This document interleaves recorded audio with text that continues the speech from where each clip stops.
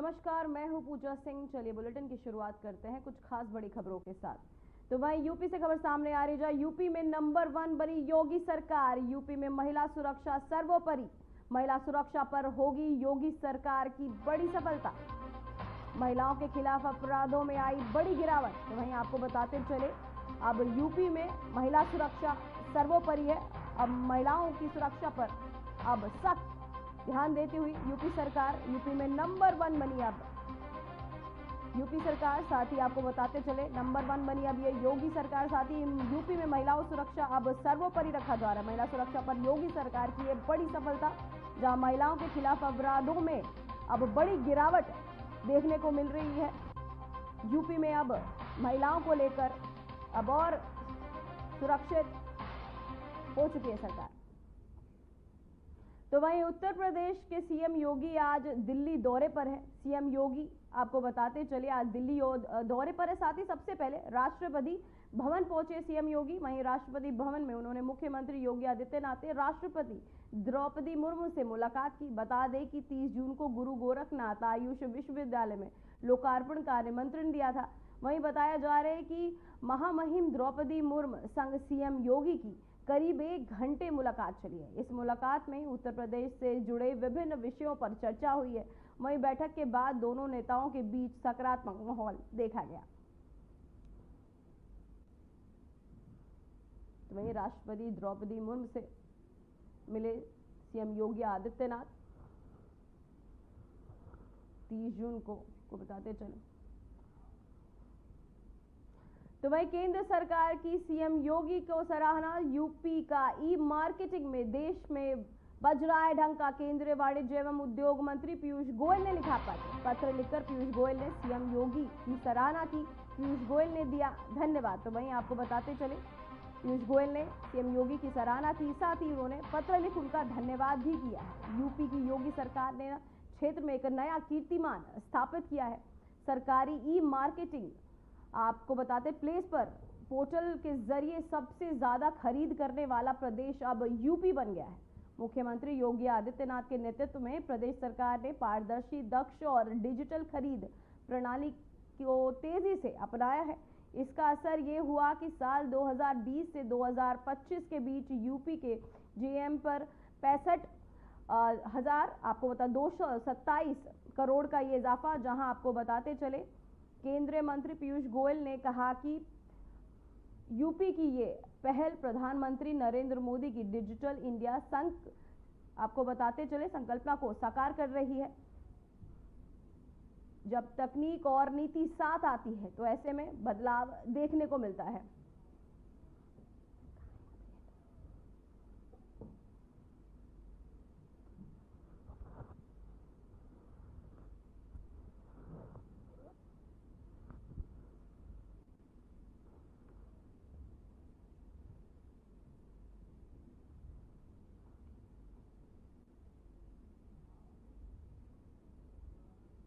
तो वहीं खुशीनगर से खबर सामने आ रही है, जहां 20 जून को बिहार दौरे पर प्रधानमंत्री नरेंद्र मोदी खुशीनगर अंतर्राष्ट्रीय हवाई अड्डे पर पीएम के आगमन से पहले तैयारियां तेज। खुशीनगर अंतर्राष्ट्रीय हवाई अड्डे के निदेशक ने दी जानकारी। तो वहीं आपको बताते चले, पीएम मोदी के दौरे को लेकर अब तैयारियां तेज हो चुकी हैं। साथ ही आपको बता दें कि अब पीएम मोदी के अंतर्राष्ट्रीय हवाई अड्डे पे पहुंचेंगे, जहां सारी तैयारियां अब कर ली गई हैं। तो वहीं आपको बता दें कि अब पीएम योगी के इस दौरे को लेकर तैयारियां, उनको जाना है, यहाँ पे सिवान जाना है, तो उसके लिए यहाँ पूरी में आज मीटिंग हुई थी, जिसमें डीएम साहब भी आए थे, एसपी साहब भी आए थे और सारे अधिकारी आए हुए थे। तो पूरा सुरक्षा का जायजा लिया गया। एसपीजी की भी टीम आई हुई है, तो पूरा सुरक्षा का जायजा लिया गया। और उसके बाद कई सारे प्रोटोकॉल्स होते हैं, प्रोटोकॉल्स के बारे में बताया और सबका ड्यूटी समझाया गया कि जैसे मेट का क्या काम है, क्या रोल रहेगा, उनको कितने देर पे डेटा भेजना है, बीपीसीएल जो कि हमारे फ्यूएल ओवर की जरूरत पड़ेगी तो उनका क्या रोल रहेगा। तो वहीं यूपी से बड़ी खबर सामने आ रही, जहां यूपी में जल्द हो सकता है कैबिनेट विस्तार। प्रदेश अध्यक्ष भूपेंद्र चौधरी बन सकते हैं मंत्री। सूत्रों के हवाले से खबर सामने आ रही है, जहां आपको बता दें यूपी में फिर कैबिनेट विस्तार को लेकर अब अटकलें जो है वो तेज हो चुकी हैं। तो यूपी में अब कैबिनेट का विस्तार हो सकता है, जहां अब अटकलें तेज है कि भूपेंद्र चौधरी बन सकते हैं नेता। साथ ही आपको बताते चले कि ये सूत्रों के हवाले से खबर सामने आ रही है, प्रदेश अध्यक्ष भूपेंद्र चौधरी अब बन सकते हैं नेता। साथ ही आपको बताते चले कि अब कैबिनेट विस्तार को लेकर चर्चाएं तेज हो चुकी हैं। यूपी में अब जल्द हो सकता है कैबिनेट का विस्तार। तो वहीं बरेली पुलिस को वाहन चोरी के खिलाफ बड़ी सफलता मिली है। पुलिस ने रेशमबाग अंडरपास से 3 शातिर चोर को पकड़ा है। साथ ही इनके कब्जे से चोरी की 6 मोटरसाइकिलें बरामद की गई हैं। पुलिस के अनुसार आरोपी जिले के अलग अलग इलाकों में बाइक चोरी करते थे और बाद में उनके इंजन और चेचिस नंबर बदलकर इन्हें बेच दिया करते थे। तीनों चोरों के खिलाफ पहले भी आपराधिक गतिविधियों में लिप्त होने के सबूत मिले हैं। पुलिस ने आरोपियों के खिलाफ मुकदमा दर्ज कर लिया और नेटवर्क से जुड़े अन्य लोगों की तलाश जारी है।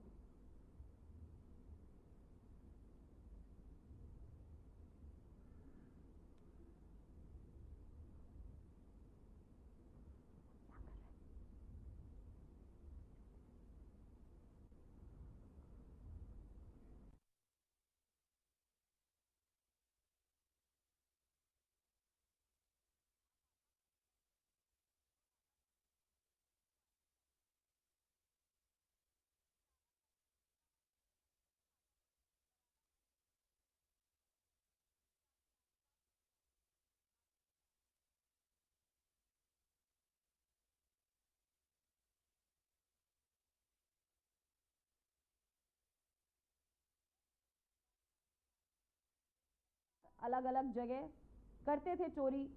साथ ही आपको बताते चले पुलिस ने इन्हें अलग अलग चोरी की वारदातों में लिप्त पाया और साथ ही इन्हें गिरफ्तार किया। साथ ही आगे की पड़ताल पुलिस लगातार कर रही है। पुलिस ने 3 बाइक चोरों को अब गिरफ्तार कर लिया है। बताया जा रहा है कि चेचिस बदलकर बेचा करते थे ये।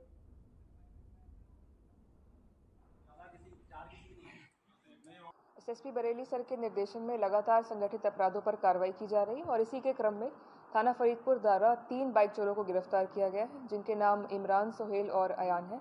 और इनके पास से हमने 6 चोरी की मोटरसाइकिल बरामद की है। इनमें से जो अयान है वो बदायूं का रहने वाला है और ये मोटरसाइकिल मैकेनिक का काम करता है और इसके द्वारा ही इनके पार्ट्स में इंजन और चेसिस के नंबर टैम्पर करके चेंज किए जाते थे और बाइक्स के पार्ट बेचे जाते थे। इसके अतिरिक्त इसके द्वारा होल बाइक्स को भी अनसस्पेक्टिंग और भोले भाले लोगों को कम दामों में बेचा जाता था। और इसी तरीके से तो वहीं अयोध्या से बड़ी खबर सामने आई है, जहां पुलिस ने अज्ञात युवक की हत्या के मामले में खुलासा करते हुए 3 आरोपियों को गिरफ्तार किया है। रोनाही थाना क्षेत्र के कुछ दिन पहले युवक का शव बरामद हुआ था, जिसकी पहचान नहीं हो पाई थी। जांच में पता चला कि मृतक अपने 5 दोस्तों के साथ शराब पी रहा था। इसी दौरान पैसे के लेन देन को लेकर विवाद हुआ और युवक की हत्या कर दी गई। पुलिस ने 3 आरोपियों को गिरफ्तार कर लिया और बाकी की तलाश की जा रही है।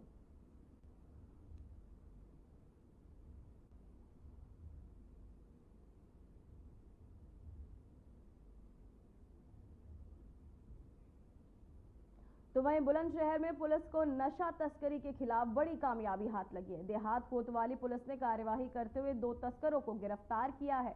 इनके पास से 38 किलो नशीला डोडा और 2 वाहन बरामद किए गए। पुलिस के मुताबिक आरोपी भारी मात्रा में नशीला पदार्थ लेकर कहीं सप्लाई करने की फिराक में था। तो वहीं मुखबिर की सूचना पर घेराबंदी कर इन्हें पकड़ा गया। गिरफ्तार तस्करों से पूछताछ की जा रही है। साथ ही पुलिस ये पता लगाने में जुटी है कि इनके पीछे और कौन कौन लोग शामिल है। साथ ही मामले में एनडीपीएस एक्ट के तहत केस दर्ज कर आगे की कार्यवाही की जा रही है।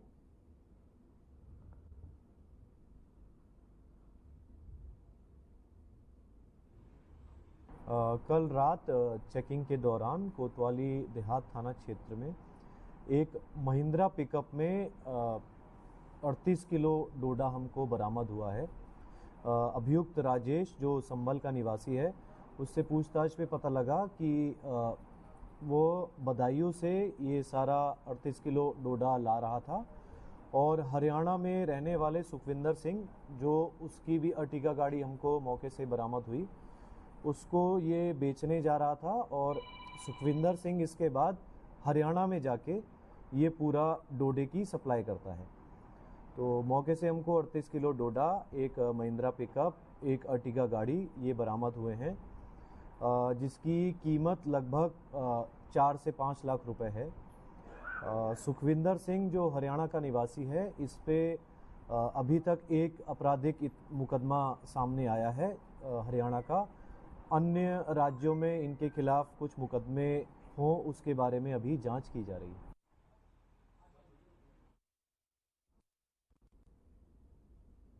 तो वहीं कानपुर से इस वक्त हैरान करने वाली तस्वीर सामने आई है, जहां दबंगों के बीच सड़क पर खुलेआम फायरिंग कर दी। ये पूरा मामला चकेरी थाना क्षेत्र का है, जहां दबंगों की दबंगई कैमरे में कैद हो गई। फायरिंग का ये वीडियो सोशल मीडिया पर वायरल होते ही पुलिस हरकत में आई और एक आरोपी को गिरफ्तार कर लिया गया है। पुलिस अब इस मामले की तह तक पहुंचने की कोशिश में जुट गई और बाकी आरोपियों की तलाश जारी है।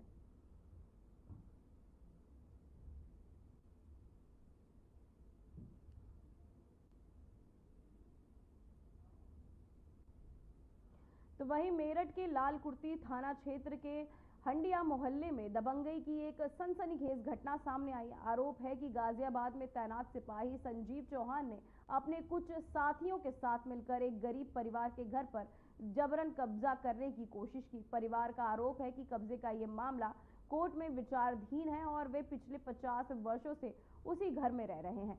विरोध करने पर आरोपियों ने गर्भवती महिला की बेरहमी से पिटाई की और उसके बच्चे के सिर पर हमला कर गंभीर रूप से घायल कर दिया। पीड़ित परिवार ने पुलिसकर्मी संजीव चौहान और उनके साथियों पर जान से मारने की धमकी देने का आरोप लगाया है। मामले की गंभीरता को देखते हुए एसएसपी ने पीड़ित परिवार को निष्पक्ष जांच और न्याय का आश्वासन दिया है। फिलहाल पुलिस पूरे मामले की जांच कर रही और पीड़ित परिवार की ओर से तहरीर दे दी गई है।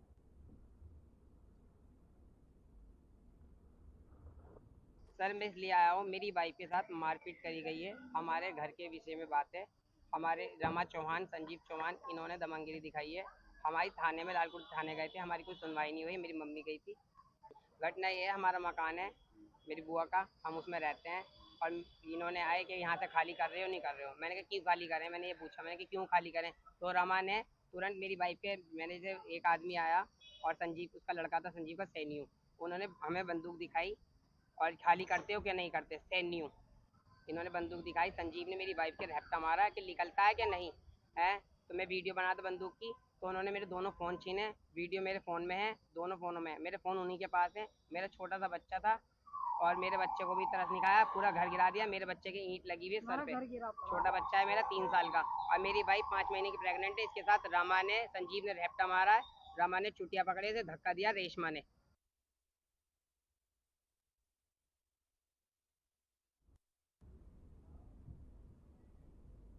मुजफ्फरनगर के रोडवेज बस चालकों ने चालान की कार्यवाही से नाराज होकर सड़क पर जाम लगा दिया।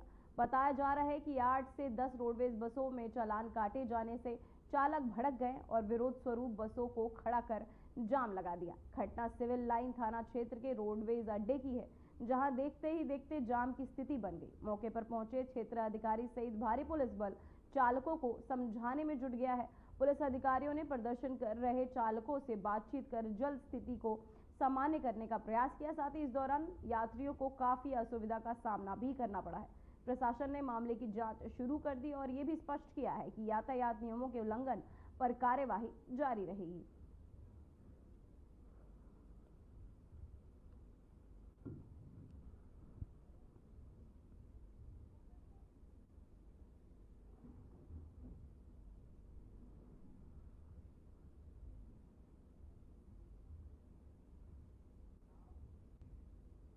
तो वहीं उत्तर प्रदेश के बदायूं में एक हैरान करने वाला वीडियो सामने आया, जहां जमीन विवाद की शिकायत करने पहुंची एक महिला को 2 महिलाओं ने बुरी तरह पीट दिया।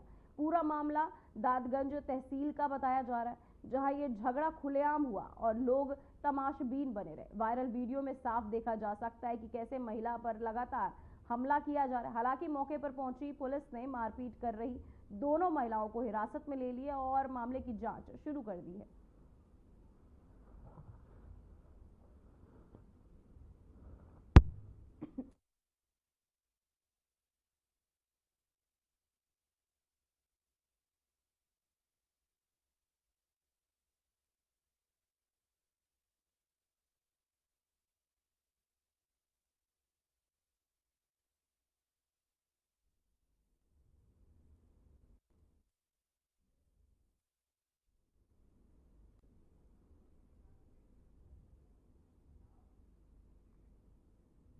तो वहीं कानपुर से बड़ी खबर सामने आई है, जहां पुलिस ने एटीएम मशीनों से छेड़छाड़ कर करोड़ों की चोरी करने वाले गैंग का भांडाफोड़ किया है। पुलिस ने इस गैंग के 3 आरोपियों को गिरफ्तार कर जेल भेज दिया है। पूछताछ में पता चला कि ये गिरोह एटीएम मशीनों की चाबी और तकनीकी गड़बड़ी का फायदा उठाता था। इस तरीके की कंपनी है जो बैंक ऑफ बड़ौदा के एटीएम को सीज करती है। उसके जो असिस्टेंट मैनेजर ने एक प्रार्थना पत्र दिया था और उसमें उन्होंने ये बात बताई थी कि 21 मार्च से लेकर के 24 अप्रैल के बीच में 2 एटीएम से लगभग 1,38,00,000 रुपए का फ्रॉड हुआ है और पैसा गायब हुआ है। और इसकी जांच थाना किदवई नगर ने प्रारंभ की। इसमें एडीसीपी साहब, एसीपी साहब सबने इसमें बहुत महत्वपूर्ण योगदान दिया और सबने इस पूरे केस को वर्कआउट करने में अपना अच्छा योगदान दिया है।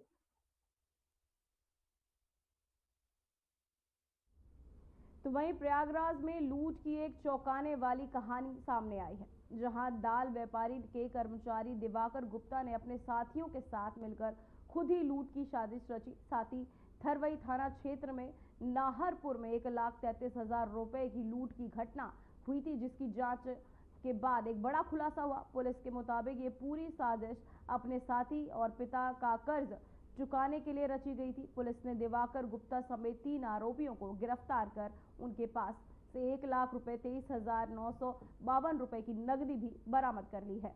फिलहाल सभी से पूछताछ जारी और मामले में और भी खुलासे होने की संभावना है।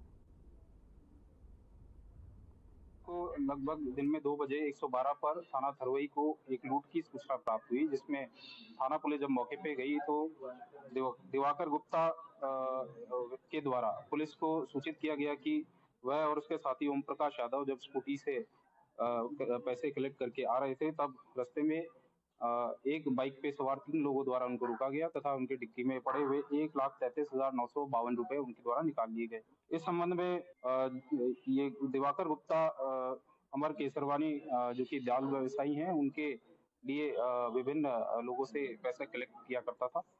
इस संबंध में अमर केसरवानी द्वारा थाना थरवई पे अभियोग पंजीकृत कराया गया, जिसमें उनके द्वारा दिवाकर गुप्ता और ओम प्रकाश यादव जो कि मुंशी और कलेक्शन एजेंट थे पर गबन करने के उद्देश्य से ये घटना कारित कराने का शक जाहिर करते हुए मुकदमा पंजीकृत कराया।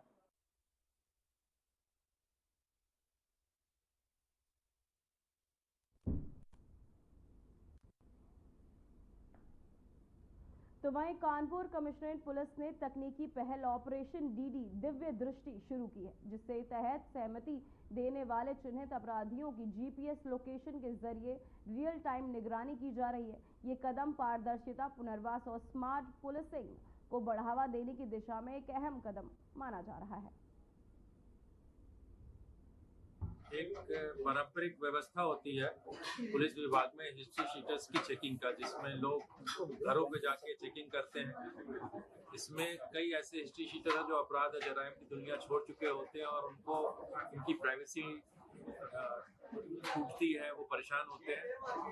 और आज नई टेक्नोलॉजी आ गई है जहां हम जीपीएस के जरिए लोकेशन जान सकते हैं। लोकेशन बेस्ड सर्विसेज बहुत पॉपुलर है, तो उसी का हम लोगों ने लोकेशन बेस्ड सर्विसेज जो हमारे डिफरेंट प्लेटफॉर्म से अवेलेबल है, करेंटली हमने गूगल का प्लेटफॉर्म यूज किया है, जिसके माध्यम से हम हिस्ट्री शीटर्स की लाइव लोकेशन लगातार जानेंगे और उसकी हुई एक व्यवस्था के तहत हम ऑपरेशन दिव्य दृष्टि लागू कर रहे हैं, जिसमें लोकेशन बेस्ड सर्विसेज यूज करेंगे इन हिस्ट्री शीटर्स की लोकेशन जानने में, और उनका समय समय पे हम वीडियो कॉल करके वेरीफाई भी करेंगे।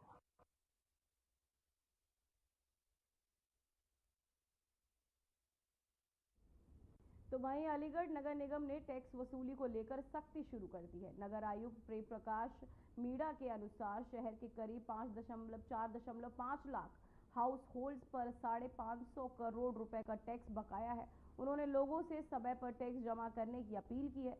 आयुक्त ने चेतावनी दी है कि तय समय में भुगतान करने वालों को नोटिस भेजा जाएगा और जुर्माना लगाकर वसूली की जाएगी। साथ ही आपको बता दें कि उन्होंने बताया कि नगर निगम सीमा में आने वाले नए क्षेत्रों को भी टैक्स के दायरे में लाया जाएगा।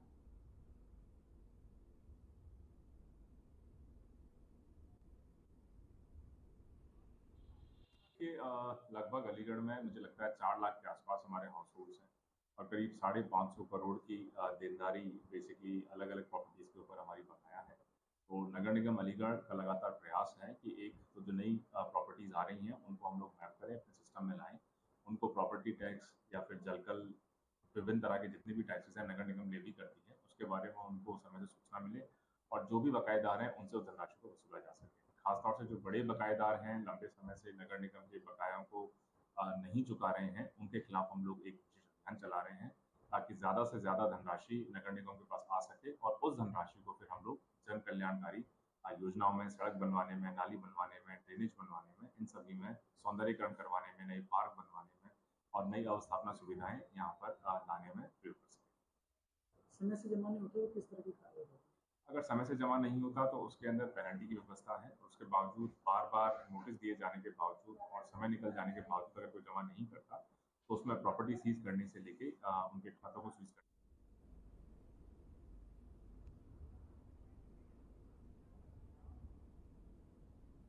फिलहाल बुलेटिन में बस इतना ही। मुझे दीजिए इजाजत। नमस्कार।